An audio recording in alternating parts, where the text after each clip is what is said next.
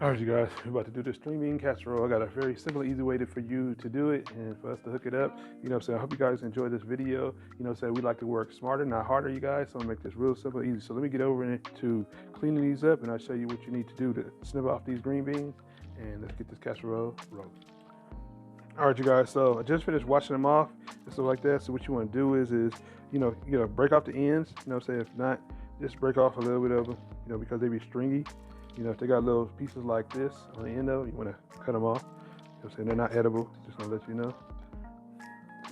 And then you don't, cut off the other end. You know what I'm saying? Put it to the side. Now I'm gonna show you a couple of these, but I'm not gonna do a whole bunch of them. You know, I'm gonna do the rest of them off camera. I wanna bore you with this, so I'm gonna do this. And this goes for any string beans that you have, cut off the ends. You know, if you see little stuff like this, like I said, you know, cut it off. You know. So let me finish doing this and chopping it up, and then I'll be getting into the next part of. Okay, so we're gonna make the cream sauce. So you get a can. So we can do 1 can of cream mushroom, 1 can of cream of chicken. All right, so now you want to add just a half a cup of whole milk. It helps it not be so thick. Some people like it thick. If you don't, just leave it as it is. You know what I'm saying? Stir it in.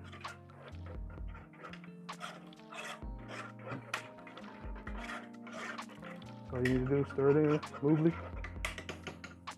And last but not least, you want to add 1 cup of cheese. So you get Monterey Jack and cheddar cheese.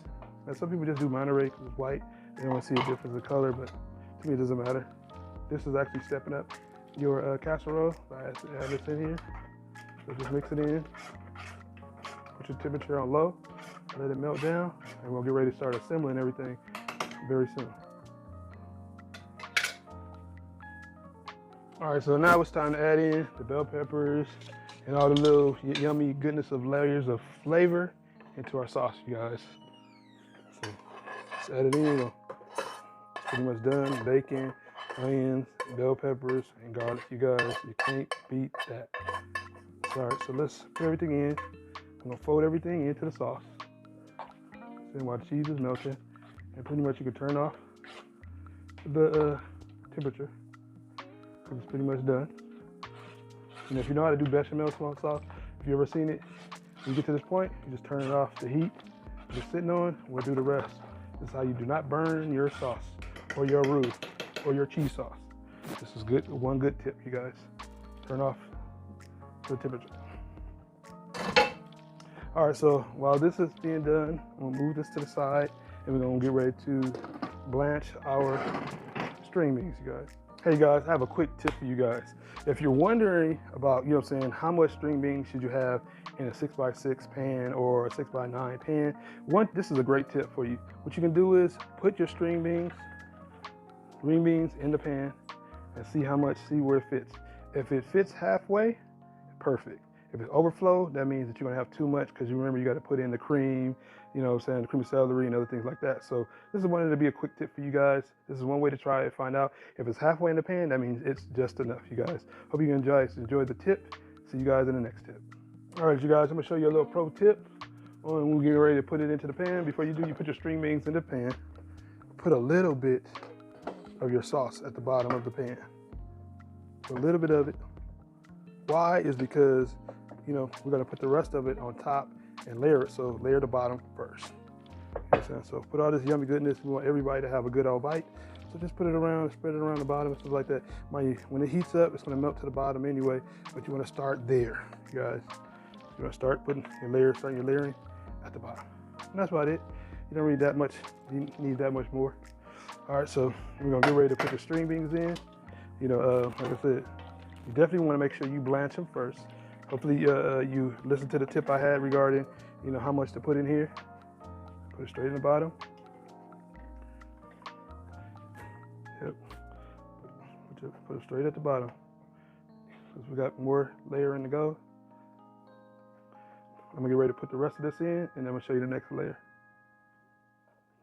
Now in the middle, add a little layer of the fried onions, you guys. You get the French fried onions or fry them up from scratch. Either way you go. This is just easy and faster. like I said, we're gonna work smarter and harder, you guys. So just spread it around. You know, we're gonna do layers. So now, you know, so we're gonna put the rest of the string beans in.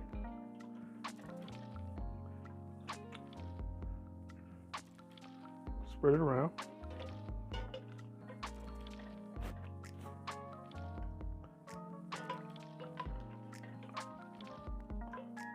All right, now if you want it softer, you can actually leave your string beans in a little bit longer, say up to about 5 minutes to blanch them and stuff like that. But I like to have a little bite on it because remember, you don't want it too soggy because it's going to cook in the oven.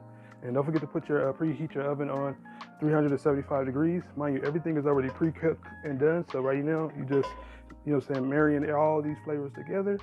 You know what I'm saying? Like I said, layering everything. And now we're gonna get ready to add your sauce, you guys. This is the magic, y'all. Here you go.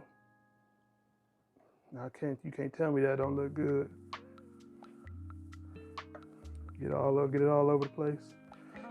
You know, like I said, I wish I could smell and taste this right now. But this bad boy, man. You know, I'm gonna hurt somebody with this bad boy. What y'all think? What y'all think? Let me know in the comments what y'all think about this. You know, I want to hear what y'all got to say. Do y'all like string beans? You know what I'm saying? Now what we got to do is just move it out. You know what I'm saying? All corners.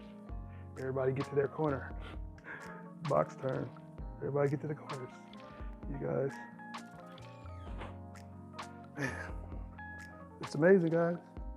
You know what I'm saying? You can't beat this. Green bean casserole, yeah. With layers of flavor. Layers. That's what you want. You know what I'm saying? If you don't like string bean casserole, try this one. I bet you're going to fall in love and never turn back, y'all. All right, so last but not least, the toppings. So, you know, sprinkle on your French onion. Fried up onions, you guys. This is what makes it a casserole, y'all. All these little layers. You know what I'm saying? I make all different types of casseroles, but this is one of the crowd's favorites. And if you wondered again what size this pan is, this is a 6x6. And the ingredients is for a 6x6, but you can't double it, you know what I'm saying, for a 6x9. But like I said, use that tip I told you, you know what I'm saying, is to make sure, how you make sure that it fits your pan, is you actually put your string beans in the pan and it's halfway. That means that you did it perfectly, because you see how it came all the way to the top. That's because we did that check first. All right, guys, so let me put this in the oven and I'll see you when it's done. All right, you guys, left it in the oven in about 35 minutes and it's done, you guys. This wonderful, it's a green bean casserole, came out excellent. Hope you guys enjoyed it. It came out very beautiful for me. Let me know if you like green bean casserole. Leave a comment in the comments below. Don't forget to subscribe if you're new to my channel. Don't forget to get over there to the Urban Culture Kitchen, you guys, to check out my Facebook page, to post up your videos, photos, recipes, and everything like that. You know what I'm saying? I'll see you guys in the next one. Thanks for coming through. Don't forget to leave a comment. If you're new, please subscribe. That's a little bit of what you can do. And if you're not new, thanks for coming through. See ya.